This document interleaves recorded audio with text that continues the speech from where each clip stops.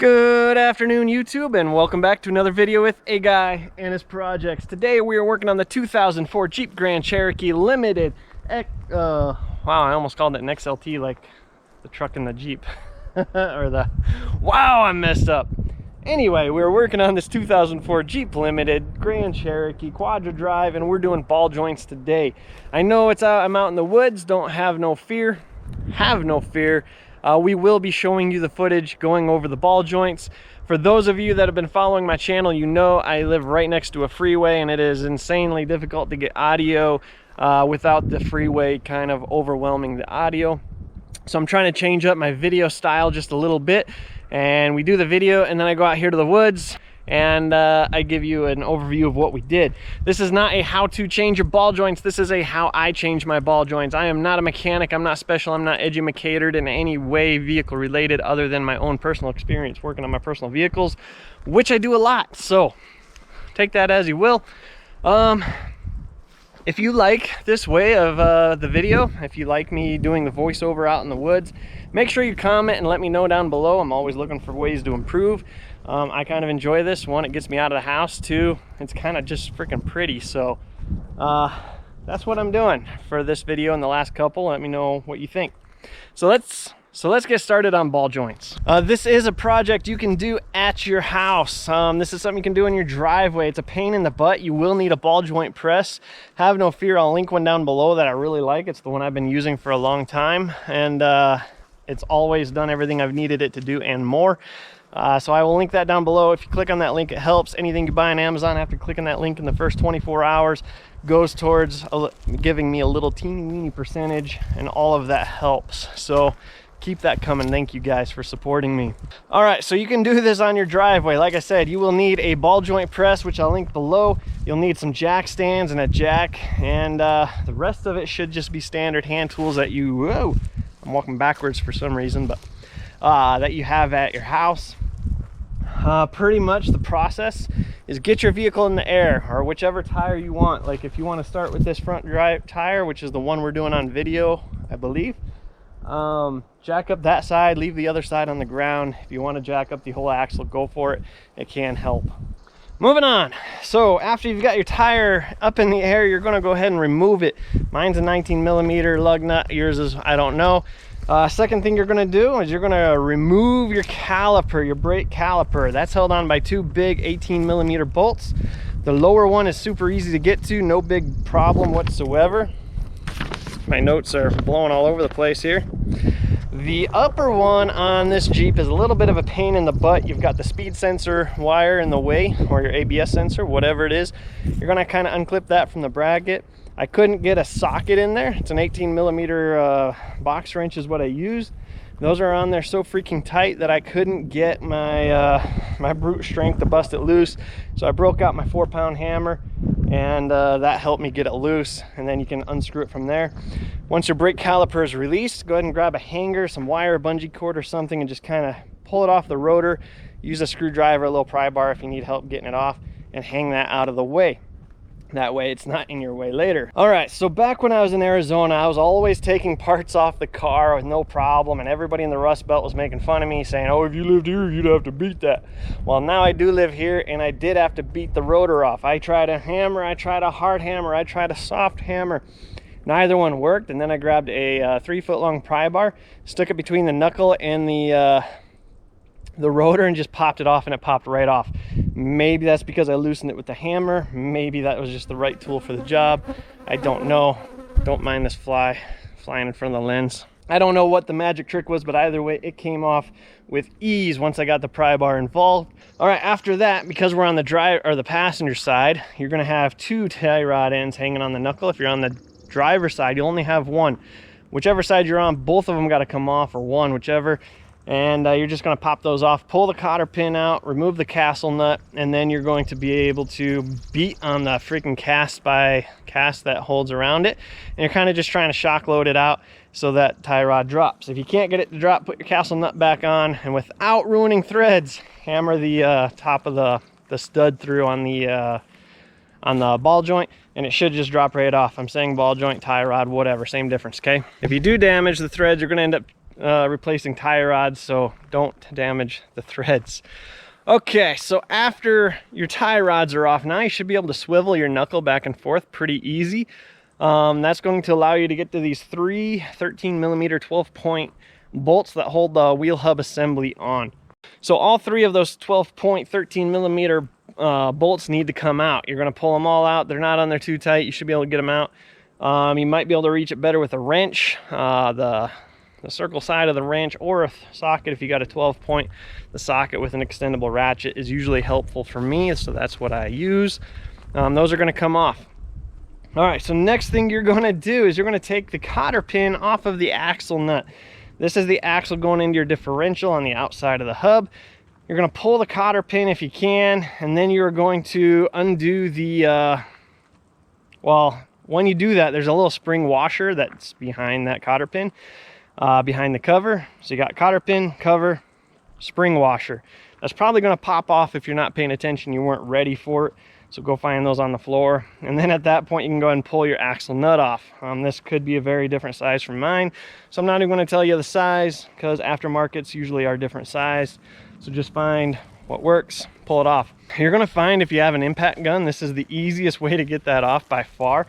If you don't have an impact gun, just use a 2x4, brace it in between 2 studs on the floor to keep that hub from moving, and you should be able to break it loose. All right, once you get that axle nut off, there's a little washer behind it that gets sandwiched between the nut and the hub itself. I couldn't get my fingers around it whatsoever. I just grabbed a magnet, pulled it right off. If you don't have a magnet to pull it off, go ahead and it should come off with the axle assembly and the hub when you pull that off. It's not being held on, it's just there at this point.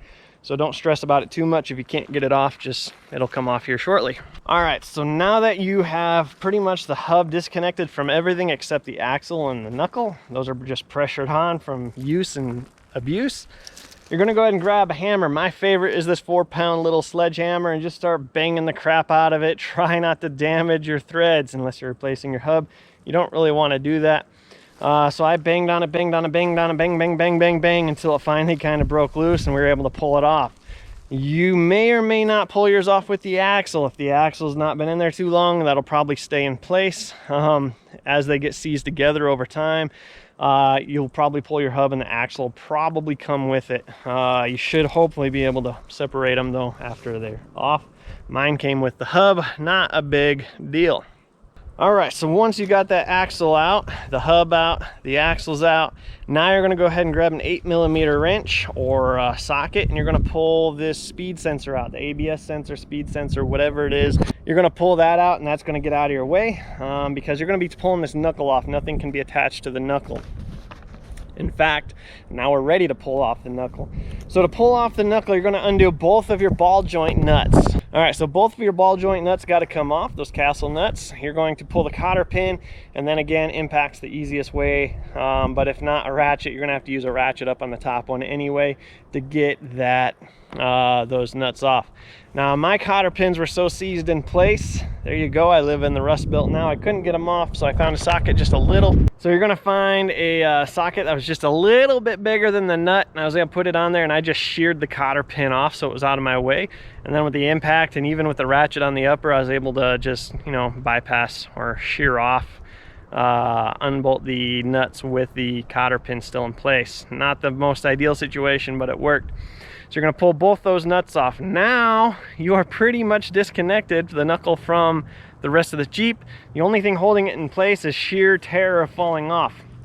So what I like to do is I put that bottom ball joint nut back on just a little bit, 4 or 5 threads, and then you're just gonna wail on the sucker. You're gonna wail that knuckle off till it comes off. I don't know a better way. I tried a pickle fork just for the heck of it. I've tried a pickle fork so many times in my life, and it's only worked like 3. I don't know, maybe I buy the cheapy ones. I don't know what doesn't work. But whatever you gotta do to get the knuckle off, typically just beating on them works for me. Sometimes you gotta beat on it for a while. Sometimes you gotta have more endurance than the Jeep itself.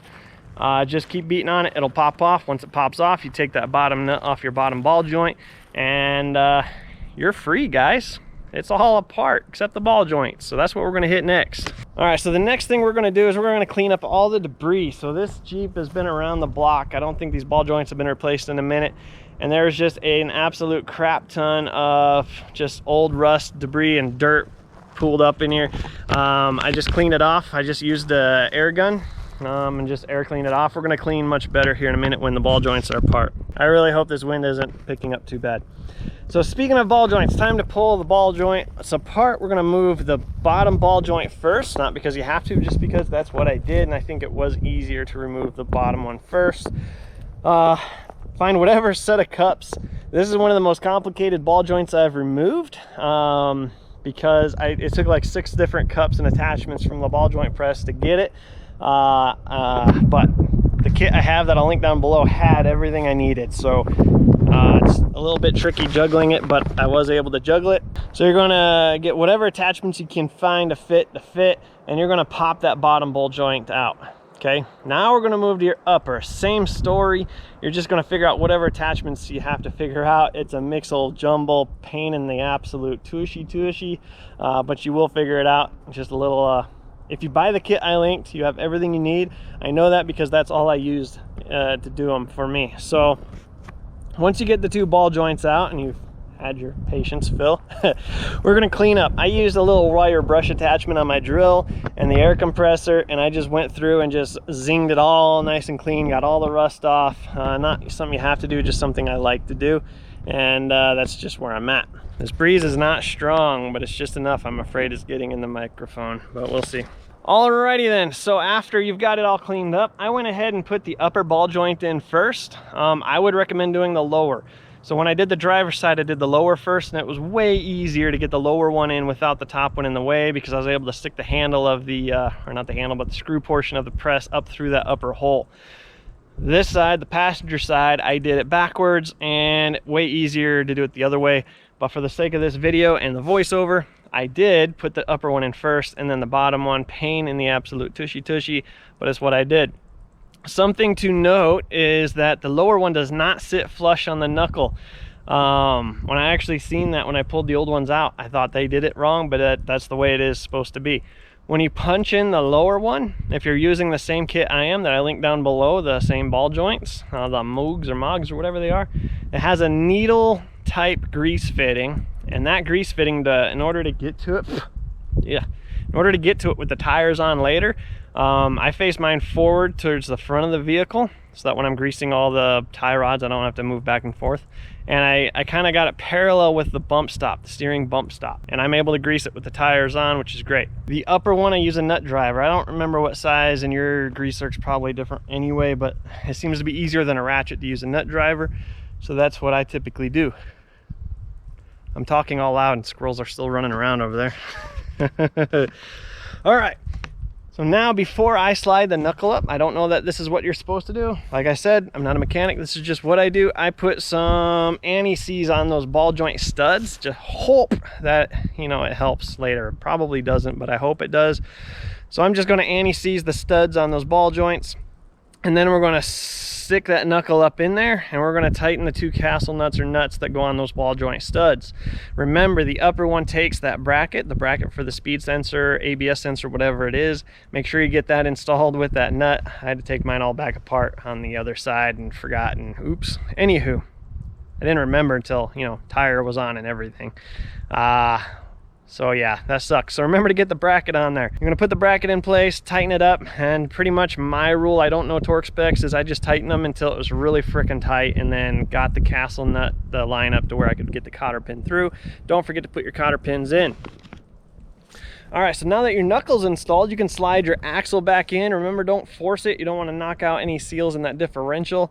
A little wiggle action, pick up on it if you can, right at the axle tube housing, and see if you can't get it in there nice and gentle. Like that'll slide back into place. Once that slides back into place, I like to anti-seize the mating surface for where the hub's going to sit inside. This isn't going to do anything for the vehicle so much as for you when you pull it back apart. So I do a liberal amount of anti-seize all the way around, and then I'm also going to anti-seize the axle shaft, the splines, where that hub's going to lock in place. So at this point, you can slide the hub back in place, get it nice and lined up. There is no up and down, just get the 3 holes lined in and put those 13 millimeter 12-point socket bolts back in place. I don't know torque specs on those either. I just went tight.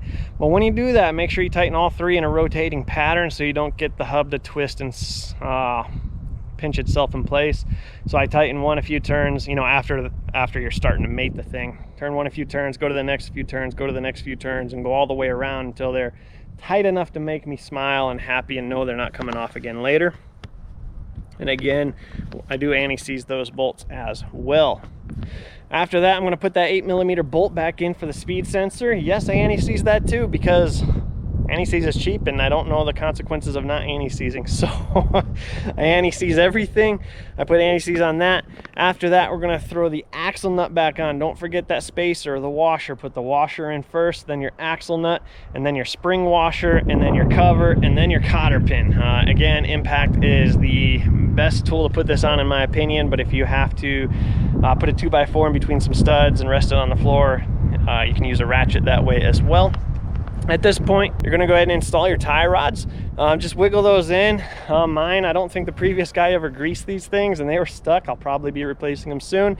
So I had to use a hammer and kind of bust it around to get the studs to twist enough. They shouldn't, your studs should always be firm, but not so firm that you can't bend them with your hands. Once you get your tie rods back in place, I threw my rotor on, and after your rotor's on, you can of course put your caliper back in. That's those 2 big 18 millimeter bolts. Again, I anti-seize those 18 millimeter bolts because it just makes me feel better about life. So your caliper's on, your rotor's on, your bolts are bolted in, torque the spec, whatever that happens to be, I don't really know. And we're pretty much done.